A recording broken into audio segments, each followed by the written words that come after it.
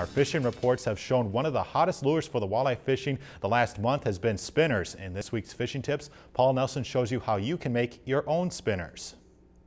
This week we're going to talk about fishing spinners for walleyes. In the summer months when the visibility is lower in the water, you need to add a little bit of flash, a little bit of sound to your presentations, and also spinner blades help your lures stay up off the bottom and out of the weeds. Now you can use a prepackaged spinner blade like this one, or you can buy the components and make your own. And what I'm going to do is I'm going to show you how I tie up my own spinner blades and my spinner rigs, and you can either customize them yourself or buy the prepaid one and catch more walleyes this summer. So I'll put the swivel on the one end, and the first thing that goes on the line is the spinner, and that's on a little bit of a clevis, and the top part of the spinner blade goes towards the swivel. And then you need to use somewhere between 3 and 6 beads. You can use different color, different size, but you need at least 3 beads to keep that hook and the spinner separated just a little bit. I'm going to use all pink ones here, and I usually like to go with just 3 beads. I don't like the extra beads on there, and I'm going to go with one color here. I'm going to put all 3 pink on there,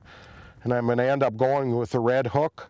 So I'm going to put 3 beads on there after the spinner.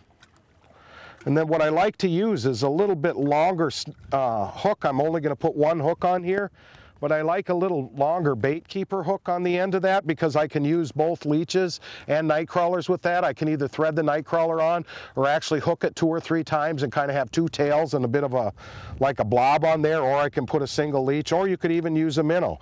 So I'm going to just tie up this hook onto the line here.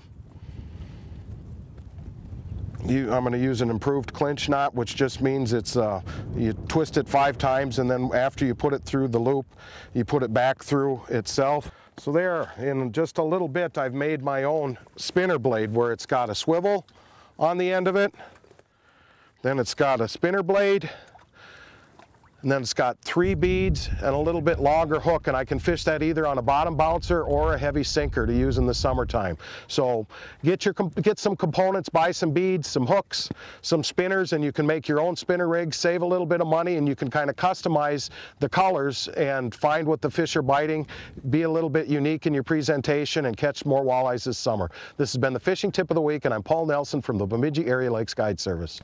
If you've enjoyed this segment of Lakeland News, please consider making a tax-deductible contribution to Lakeland Public Television.